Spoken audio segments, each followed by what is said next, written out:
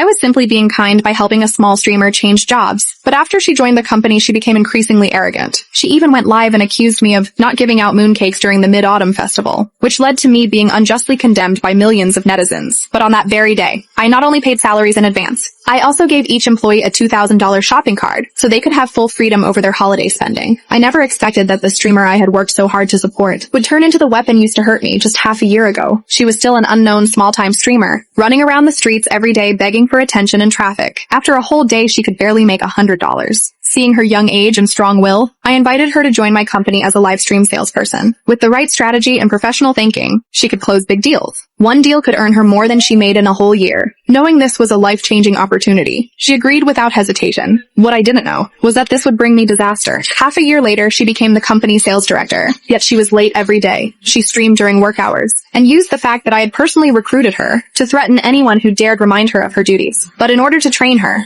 I gave her a $20 million deal, which allowed her to take $2 million in commission for free, yet to gain more followers. She turned around and bit me. She even mocked the $2,000 gift card I gave, saying other companies gave out mooncakes, and only ours didn't. That night, she went live and publicly accused me of being heartless, saying I didn't even give mooncakes during the festival. She claimed she asked me yesterday for a box of mooncakes, and I told her it would be a waste of company resources. She said I accused her of always taking advantage of the company, and that she needed to put all her energy into work. I couldn't believe that after all I had done, even giving her major deals to manage. In the end, this was the treatment I received. The next morning, she didn't feel the slightest guilt. Instead, she teamed up with other coworkers to morally pressure me, saying I'd better listen to public opinion and make a statement, or the flood of hate online would soon drown me. She even used her million-view video to threaten me, because she knew if I was branded as a heartless boss, she would gain massive support and earn big money. She then stirred up the crowd, encouraging all who felt things were unfair to speak up. At first, the employees were afraid of being fired, and no one dared say a word. But once one person stepped forward, the rest quickly followed. They demanded that I give each of them a box of mooncakes. Even longtime employees who had worked with me for over 10 years turned their backs. Faced with their greed and betrayal, I decided to tolerate no more. I held a full staff meeting and allowed the entire session to be streamed live by the streamer. At the meeting, I started by stating that the company had always had a tradition of giving holiday benefits, but without asking for input. I assumed giving a $2,000 card on holidays and birthdays was enough, and had overlooked everyone's desire for traditional gifts. Hearing this, viewers in the live stream immediately realized they had been manipulated. Then I said, to fully respect public opinion, I had decided to make a change. The streamer and her allies thought I was about to compromise, and smug smiles appeared on their faces, but what I did next made them regret everything.